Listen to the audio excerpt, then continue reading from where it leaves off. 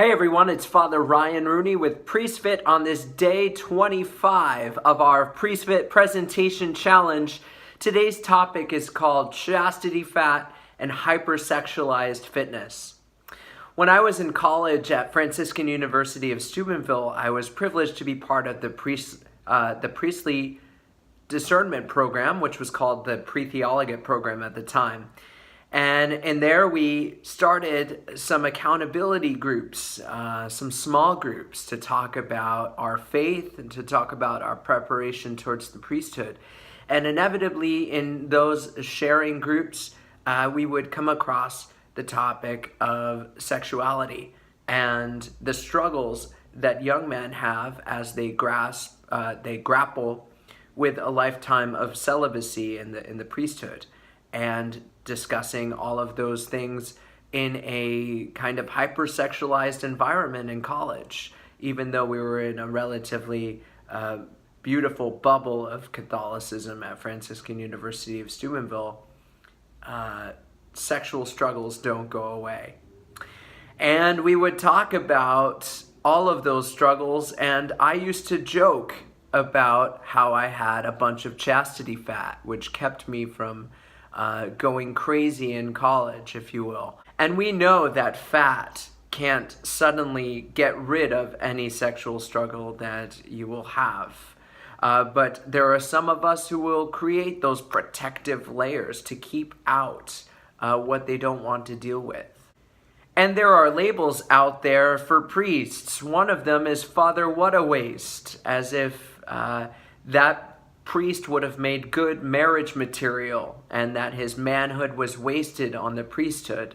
And then there was Father What-a-Waste, and I was living kind of that in my first years of priesthood. I had grown to such epic weight proportion. And in all these labels, I think that's why food shows up at the rectory door, because people want to keep their priest well fed. Because a priest doesn't have a wife or doesn't have one of the pleasure sources of humanity, and so we should keep him well fed. Many people are afraid to look at their priest as a sexual being, and there are many reasons for that. I think one of those is definitely having to deal with the sexual abuse crisis in the church. It's something which the church is still recovering from. But they also don't want to see their priest as virile, as strong and masculine, but will keep him at a distance, if you will. Someone who they don't want to relate to on that kind of level. There is the image of the virile biological father, which some people don't want to enter into their view of someone who's taken a vow of perpetual celibacy, for the sake of, even if it's for the sake of the kingdom. But we don't believe that we have to sacrifice any of our manhood to become a priest. In fact, that's why Origen, the great theologian of the time of the fathers of the church, was not made a saint. Because of legend, he castrated himself. We don't believe in castrating ourselves. But I think that's what we've been doing for many years, in looking over the struggle with obesity and the struggle with our own personal fitness, for the sake of sacrificing our complete manhood. There are some people out there in seminary who believe that all of their struggles will end the day that hands go on their head and the prayers are prayed over them and they become priests by sacred ordination. The grace of ordination does help us in our daily struggles in life and helps us to remain strong and steadfast in the Lord. But if we're struggling with anything beforehand, and if we're struggling with anything now as priests, we need to continually lay that down before the Lord. That's why in this presentation challenge, we should present those struggles to the Lord. We should present them to our spiritual directors and counselors, and we should present them to our brother priests who are part of our accountability circle so that we can be effective priests, so that we can value the gift of celibacy for the sake of the kingdom.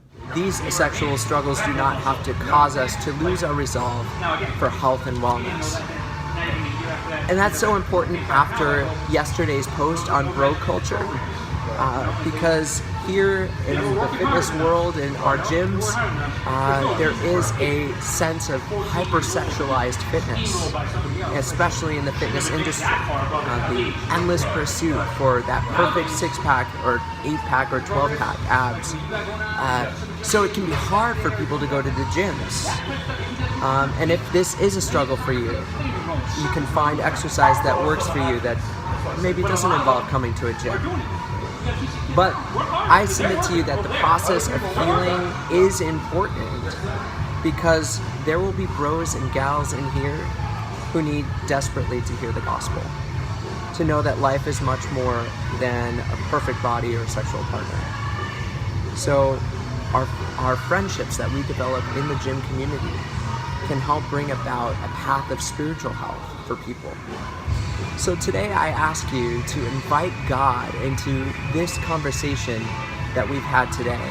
If it has inspired anything in you, to lay down any struggle that you have, to pursue health and wellness for yourself, whatever is good for your body, for the sake of the kingdom. Eat clean, be fit, and pray well. Take care. God bless you.